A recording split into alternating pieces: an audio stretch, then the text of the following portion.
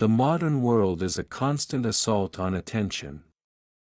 Notifications chime, emails flood inboxes, and the siren call of the next distraction is ever present. We live in an era of perpetual partial attention, where true, deep focus feels like a forgotten art.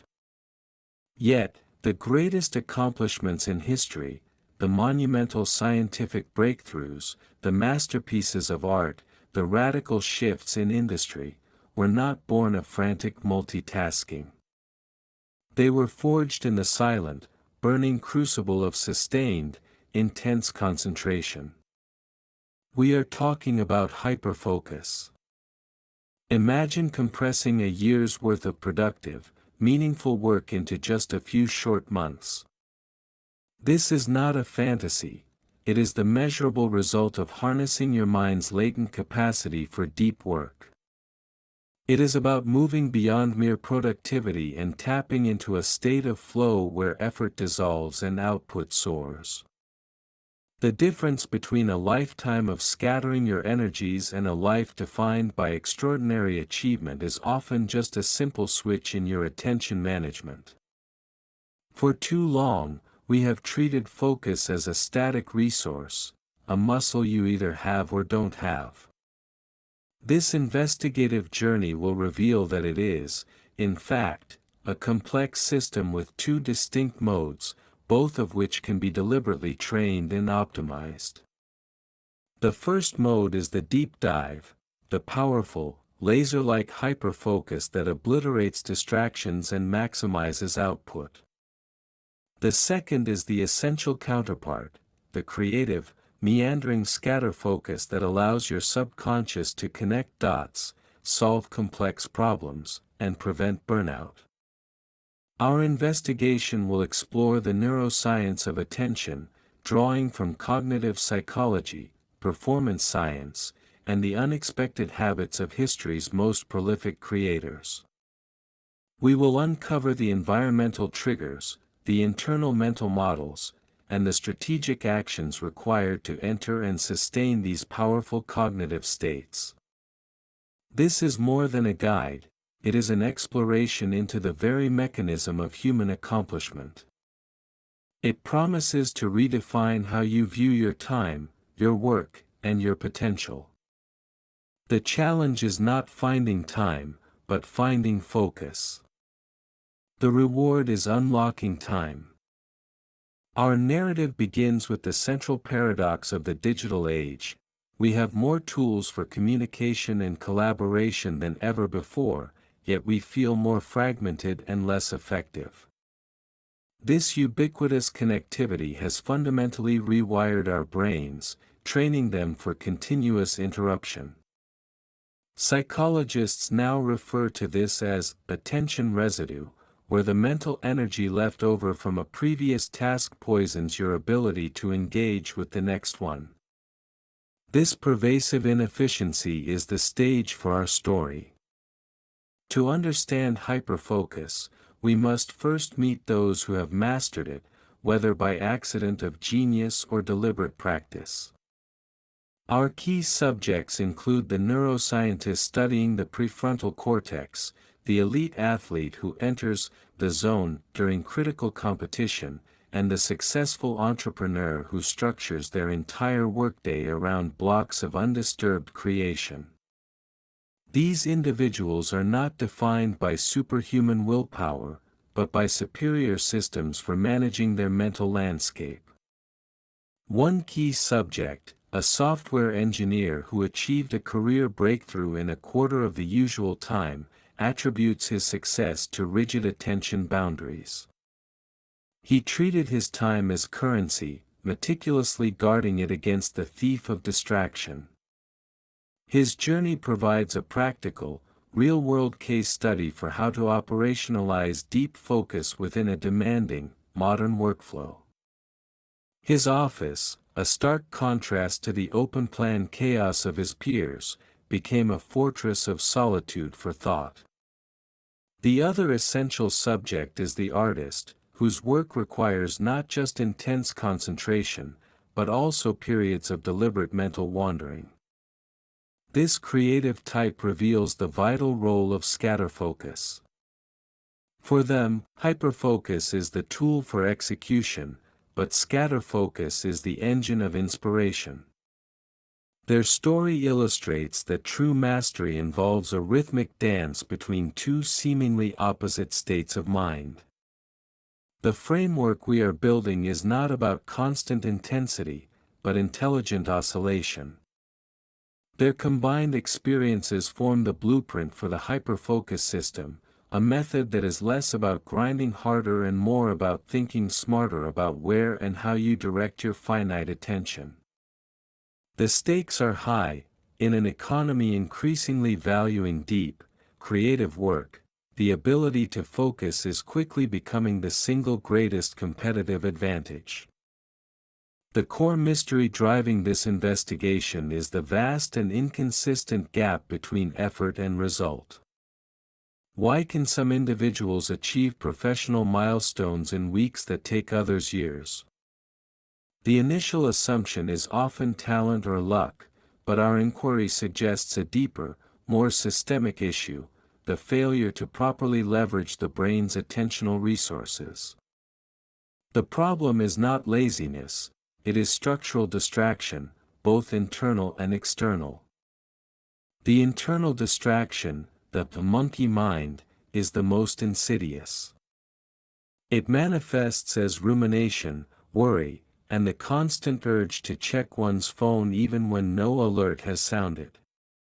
This internal turbulence is a symptom of an unmanaged mind, a brain that has been conditioned to crave novelty and stimulation, often to the detriment of meaningful work. The constant context switching, the brief mental checkouts, erode cognitive performance in ways we are only beginning to fully appreciate. The external problem is obvious but underestimated: the architecture of our modern workspaces. From the open-plan office designed for collaboration, but built for noise, to the devices in our pockets that are sophisticated engines of interruption, the environment is actively working against deep work. We have normalized a broken professional existence where a 15-minute block of uninterrupted focus is seen as a luxury, not the baseline requirement for complex problem solving. The central mystery, therefore, is how to deliberately reclaim sovereignty over our attention in a world engineered to steal it. We must solve the puzzle of transitioning from a default state of reactivity, answering every ping, chasing every fleeting thought, to a state of proactivity, where we choose precisely what we attend to and for how long. The solution requires a disciplined, yet flexible, approach to task selection and environmental control. Our investigation hypothesizes that the key lies in the initial, deliberate selection of a focal point. The ability to choose one, and only one, high-impact task and commit to its completion is the first critical step toward hyperfocus. Everything else, all the background noise, the administrative tasks, the peripheral worries, must be actively, not passively, banished for a defined period. This initial act of focused commitment unlocks the next, deeper layers of cognitive performance. The first major clue in understanding hyperfocus comes from the pioneering work in attention science, the concept of attentional space. This is the crucial discovery. Our brain has a finite capacity for processing information at any given moment.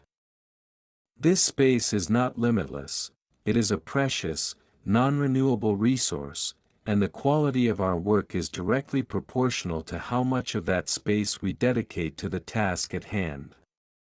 The crucial discovery is that when we try to multitask, we are not dedicating 50% of our attentional space to two tasks simultaneously, we are rapidly toggling 100% of it back and forth. This toggling, or context switching, incurs a measurable cognitive cost. This switching cost is the hidden tax on productivity, making each subsequent task harder and slower. The cognitive effort spent on reorienting to a task after a brief interruption can take up to 20 minutes to fully recover, a cycle that, repeated throughout the day, systematically destroys output. The key to hyperfocus, then, is filling your attentional space entirely with a single, high-leverage object. This leaves no room for intrusive thoughts or external distractions. It's a complete saturation of the mind's working memory with the focal point. When the brain is fully occupied with a complex, challenging task, the part of the brain that generates distraction simply has no spare capacity to operate. The state of hyperfocus is not an act of intense suppression, it is the natural consequence of intense, deliberate engagement. Furthermore, this saturation effect is self-reinforcing. As you dedicate more attention to a task, you begin to perceive more details, find deeper connections, and accelerate your learning curve. This enhanced perception triggers a positive feedback loop, making the task itself more engaging and intrinsically rewarding, which further deepens your focus. This is the physiological and psychological mechanism behind the zone. Our subjects confirm this, the moment they clearly define their single, most important task and ruthlessly eliminate all other potential inputs, the mental fog lifts. This initial clarity, the deliberate commitment to a single focal point, is the indispensable first step in entering the productive vortex of hyperfocus. It's the single biggest difference between a scattered mind and a singularly effective one. To appreciate the power of hyperfocus, we must contextualize its origins, which lie deep in evolutionary and cognitive biology. The ability to direct sustained, intense attention was a critical survival mechanism. Early humans needed hyperfocus to hunt, to track subtle environmental changes, and to craft complex tools, tasks where a lapse in attention meant danger or death. This is why the brain is so profoundly capable of deep focus. It's a feature, not a bug, of our fundamental cognitive architecture. However, the context of modern life has weaponized this feature against us. Our brains evolved to pay attention to sudden movements and loud noises as potential threats. The notification ping, the flashing banner, the vibrating phone, these are all evolutionary alarm bells masquerading as productivity aids. They hijack the ancient survival circuitry, prompting a constant check and respond loop that keeps us in a state of low-level, chronic vigilance. The deeper dive reveals that the prefrontal cortex, the seat of executive function, plays the role of the attentional gatekeeper. It is responsible for selecting the focal point and inhibiting irrelevant stimuli. Critically, this gatekeeper is a finite resource. Every decision we make throughout the day, what to wear, what to eat, whether to answer an email, depletes this resource, a concept known as decision fatigue. This context is vital. Attempting to enter a state of hyperfocus when the attentional gatekeeper is exhausted is an uphill battle doomed to failure. The secret to accessing deep work lies not just in the technique of focusing, but in the strategy of resource management. The most effective practitioners structure their day to protect and maximize their attentional energy, scheduling their most demanding, high-value hyperfocus tasks for their peak cognitive hours. Furthermore, the environment provides significant context. Our sensory systems are constantly feeding information into our attentional space. The key is to manage the sensory load. Simple changes, noise-canceling headphones, a clean desk, a consistent workspace, are not mere aesthetic preferences. They are strategic moves to reduce the input noise that forces the attentional gatekeeper to work overtime. By controlling the context, the originators of this system made it easier for their brains to default to deep work, ensuring that the ancient skill of sustained attention could flourish in the digital era.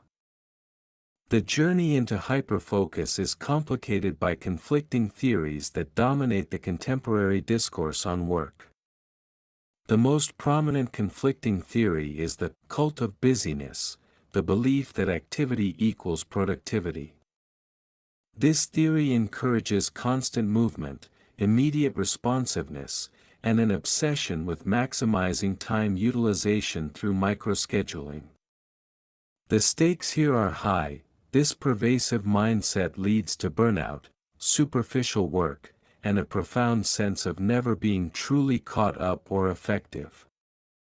Another conflicting theory centers on effortless productivity, suggesting that technology should seamlessly automate all friction out of the process.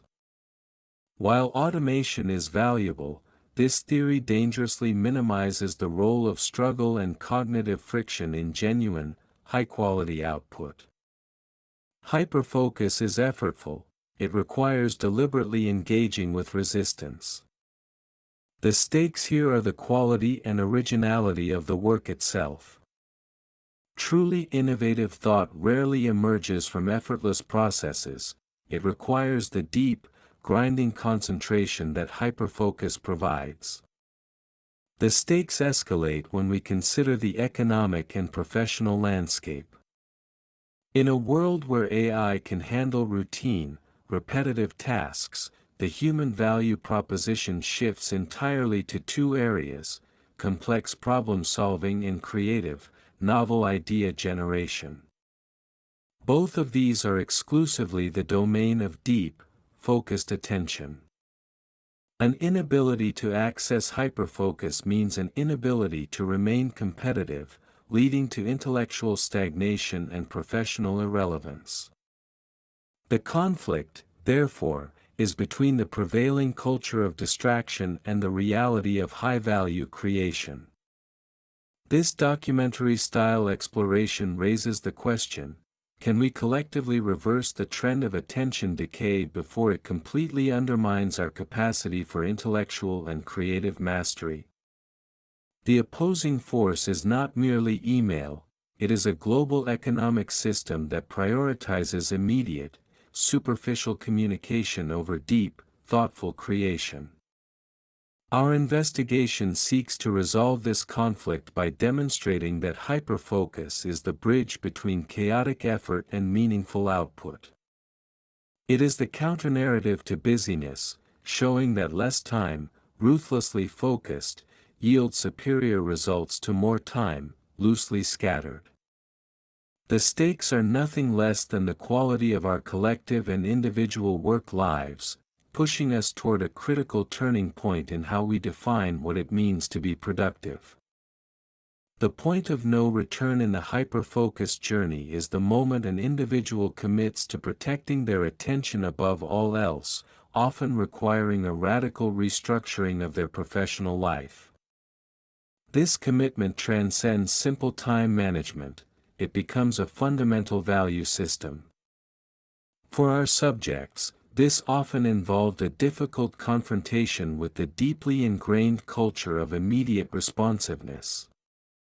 For the software engineer, the point of no return came when he realized that his constant checking of Slack and email was not teamwork, but a form of self-sabotage that extended his projects by weeks. His decision was to implement a strict, non-negotiable 2-hour block of no-contact time every morning, notifying his team that during this time, he was functionally unavailable unless the building was on fire. This wasn't just a boundary, it was a professional declaration that his output was more valuable than his availability. This commitment involves deliberately creating a focus ritual. This ritual is the mental and physical sequence that primes the brain to drop into the hyperfocus state quickly. It might involve a specific music playlist, a cup of coffee, a 60-second meditation, or simply turning off the internet connection and putting the phone in a different room. The ritual acts as a psychological anchor, signaling to the brain that the deep work is beginning, minimizing the effort required for the attentional gatekeeper to lock down. The point of no return is often marked by a temporary increase in anxiety. The mind, accustomed to novelty, initially resists the silence and the sustained pressure of a single hard task. There is an urge to check, to seek easier stimulation, to flee the mental friction. Mastering this initial resistance, this is the true point of no return. It's the moment you choose long-term gain over short-term mental relief. Once crossed, the rewards are immediate and intoxicating, the profound satisfaction of deep, impactful work, a tangible acceleration of progress, and a dramatic reduction in end-of-day exhaustion. This shift in internal metrics, valuing impact over activity, solidifies the new system.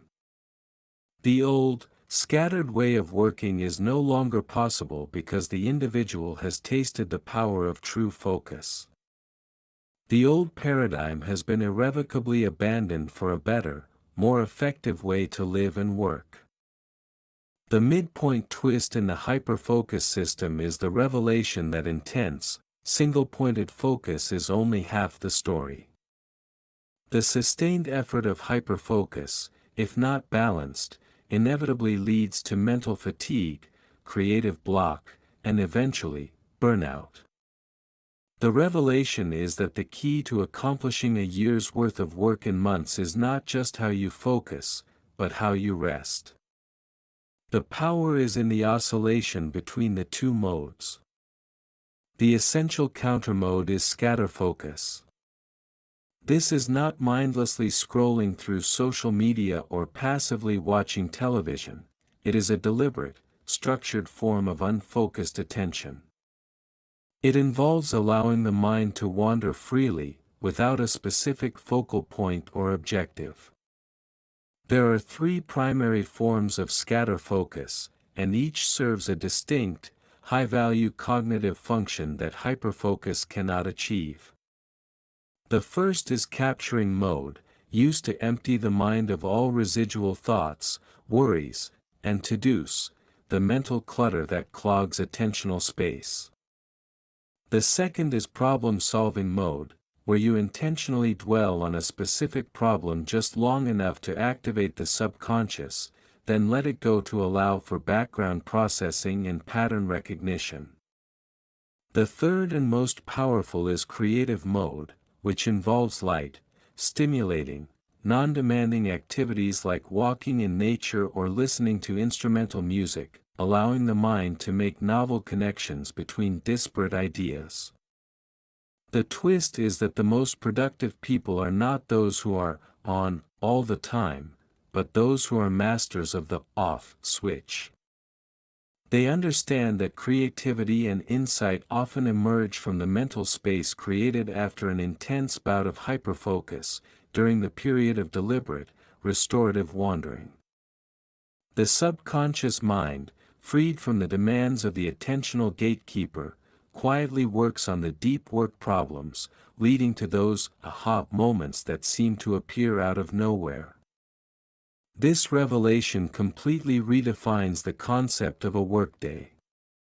It is no longer a monotonic grind, but a rhythmic sequence of intense effort and deliberate rest. The true engine of accelerated accomplishment is the intelligent switching between the laser beam of hyperfocus and the wide net of scatterfocus. This duality is the secret to sustained, high-quality, and creative productivity. New evidence from brain imaging studies provides a compelling psychological impact for the hyperfocus/scatterfocus model. Functional MRI, fMRI, scans show that deep, focused work activates the task-positive network, TPN, a set of brain regions responsible for logic, executive function, and external attention. This is the neural engine of hyperfocus. When the TPN is active, the brain is performing its most demanding, directed work. The new evidence highlights the crucial role of the default mode network, DMN. This network becomes active precisely when the TPN shuts down, when the mind is resting, wandering, or in a state of low external stimulation, scatterfocus. The DMN is responsible for self-reflection, planning, considering future scenarios, and, critically, abstract thinking and making connections between disparate memories and pieces of information. It is the engine of creativity and long-term planning. The profound psychological impact is the reframing of daydreaming or staring into space, from a sign of laziness to a vital cognitive requirement. The most psychologically resilient and creative individuals are those who actively ensure their DMN gets the dedicated time it needs to operate. By suppressing the DMN during hyperfocus, and then deliberately activating it during scatterfocus, they are optimizing their brain's natural operating system. Furthermore, the practice of hyperfocus has a powerful psychological effect on self-efficacy and anxiety. By successfully committing to and completing a single, high-leverage task, the individual builds a powerful sense of competence and control. This concrete evidence of progress counters the emotional turmoil of feeling overwhelmed or scattered. The systematic win after win of finished focal points drastically reduces performance anxiety and increases overall professional confidence. The psychological proof is in the results. Our subjects report not only higher output but a deeper sense of fulfillment. They feel less busy, yet accomplish more. The practice is not just about efficiency, it's a form of applied mindfulness, a systematic way of being present with the task at hand, which brings with it a sense of psychological calm and centeredness rarely found in the chronically distracted modern workplace. The evidence suggests this is a path to both productivity and mental well-being. The truth, that deep work is the path to exceptional results, is constantly under threat of suppression by the economic and social structures of the modern world. These suppressive forces are not a conscious conspiracy, but an emergent property of systems optimized for speed, communication, and immediate gratification. The core mechanisms attempting to suppress the truth are the cult of collaboration and the metrics of availability.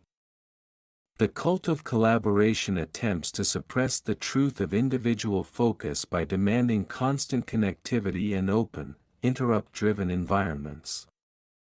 Meetings are scheduled reflexively, communication channels are always open, and a premium is placed on being easily reachable. This system elevates the convenience of the collective over the productivity of the individual, suppressing the deep, solitary work required for true innovation. The message is clear: availability trumps quality. The metrics of availability further suppress the truth. Many companies measure time spent at the desk, emails sent, or time online rather than the quality and impact of finished projects. This rewards superficial activity and penalizes the hidden, often slower process of deep, thoughtful work. If a worker appears to be staring into space during a crucial scatter-focus period, they are judged as unproductive, even if that is the moment a major solution is being synthesized.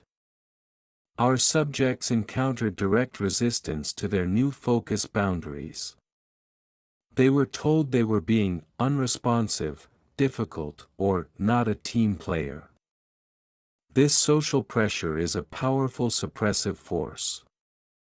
It requires immense conviction to stand against the tide of constant communication, to close the door and deliberately choose to be less available in the service of producing high-value, lasting work. To counteract these suppressive attempts, the practitioners of hyperfocus had to become advocates for their own working style.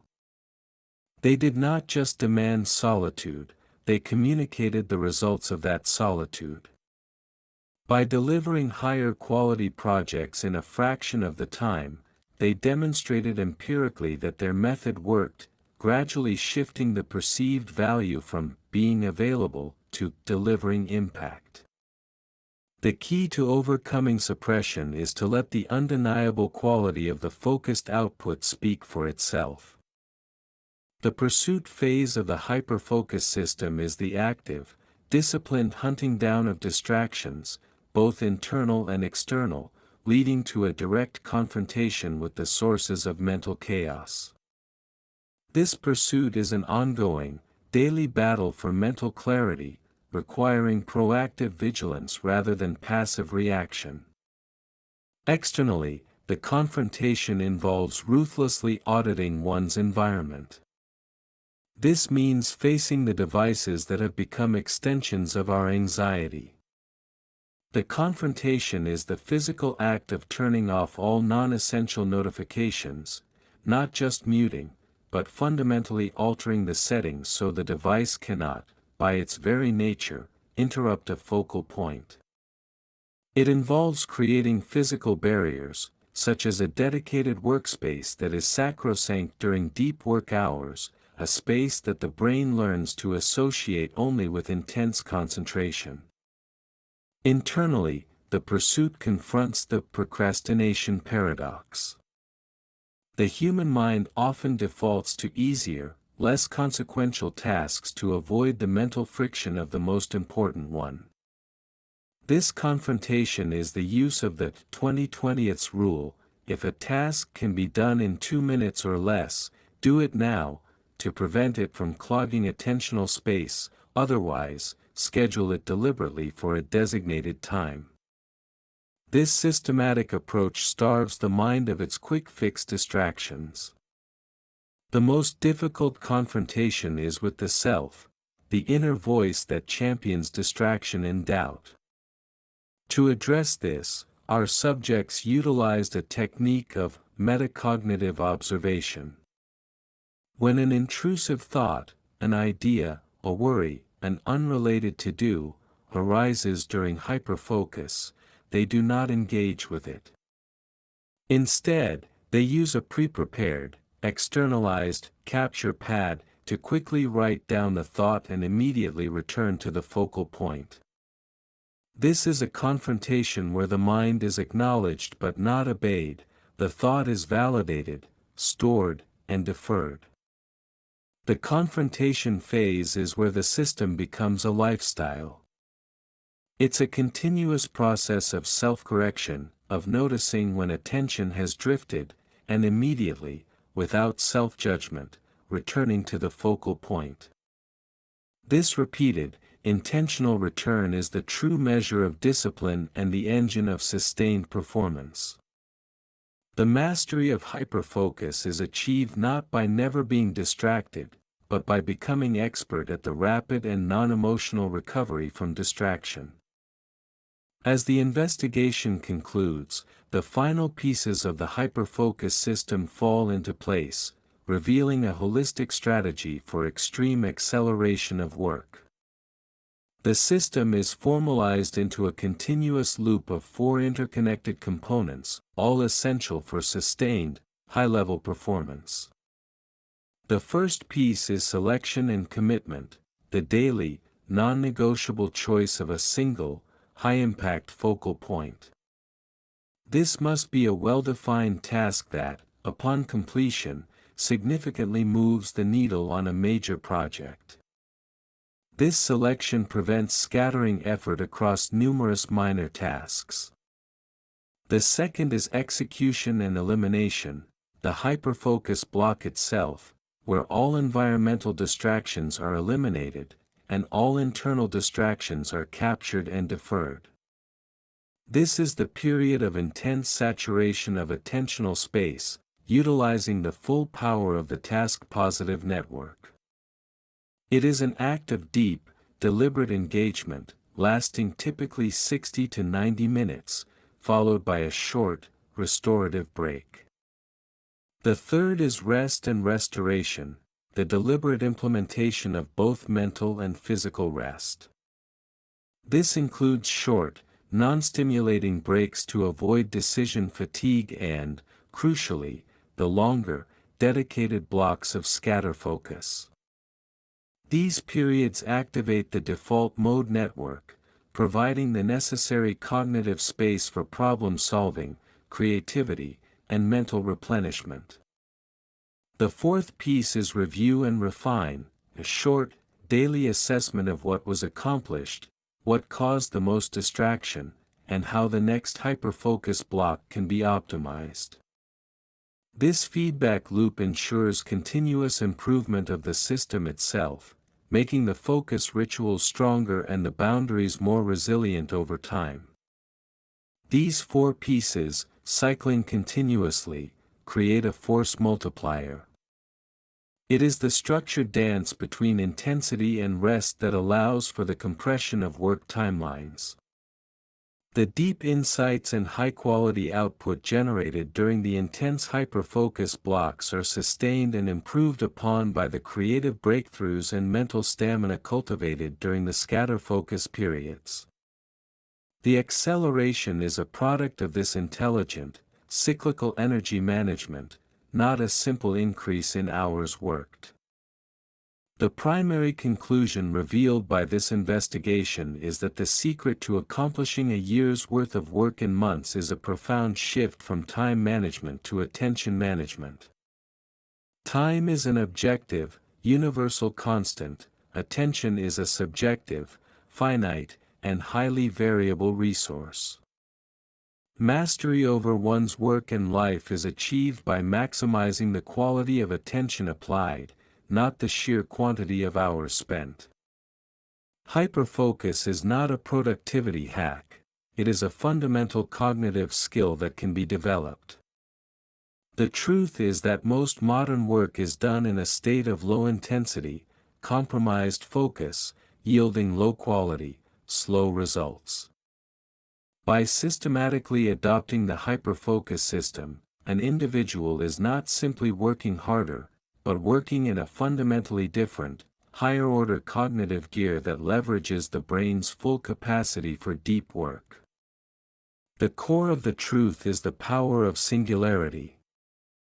The single most powerful lever is the deliberate choice of a single focal point and the ruthless, systematic elimination of everything else during the allocated hyperfocus period.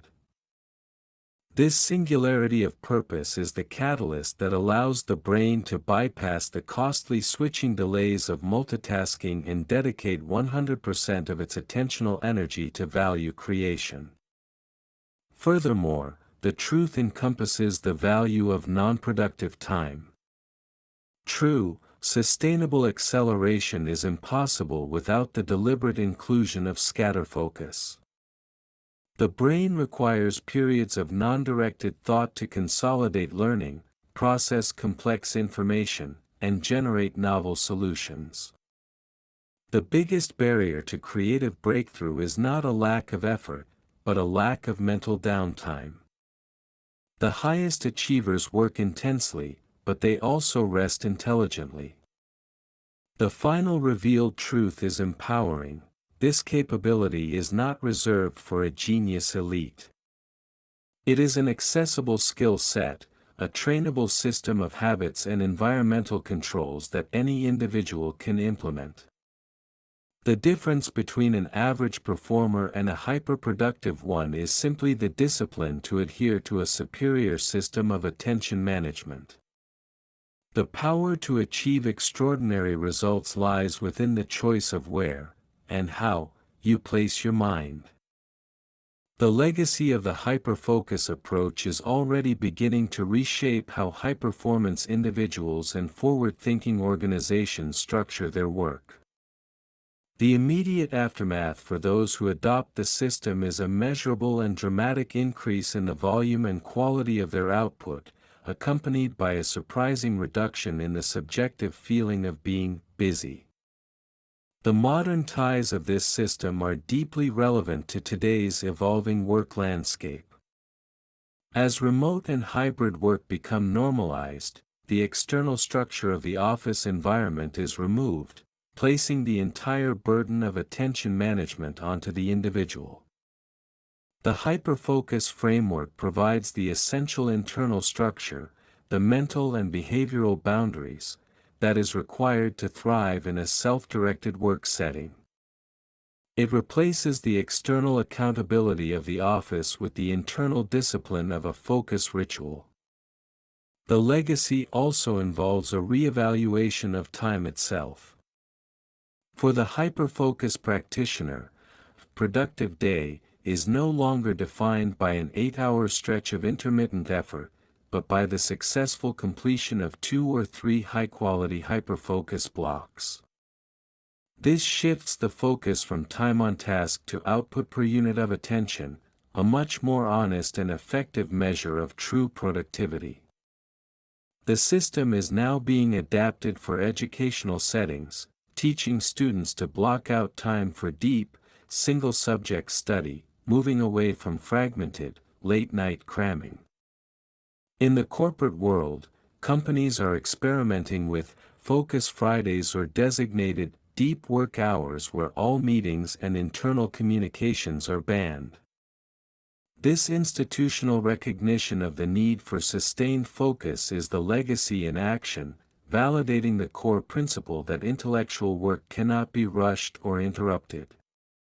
The enduring modern tie is the fight against technological addiction.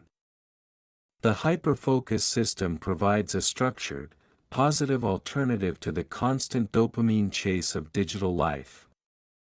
It teaches that the true reward is not the fleeting pleasure of a notification, but the deep, sustained satisfaction of finishing a difficult, meaningful piece of work. This is the enduring, healthy legacy, a pathway not just to extreme productivity, but to a calmer, more intentional relationship with one's own attention. The journey through the mechanics of hyperfocus and scatterfocus concludes with a potent summary of the key findings. We have uncovered that the ability to achieve a disproportionate volume of high-quality work is a direct function of one's ability to manage their attentional space. The core system relies on a dual-mode approach. Hyperfocus, the intense, singular focus achieved by deliberately selecting a focal point and completely saturating attentional space to maximize output and learning, task-positive network. Scatterfocus, the deliberate, unfocused mental rest that allows the subconscious mind to consolidate information, solve problems, and generate creative insights, default mode network. The essential components are the initial act of selection, the disciplined execution of the focus block, the essential, restorative rest, and the continual review to refine the process.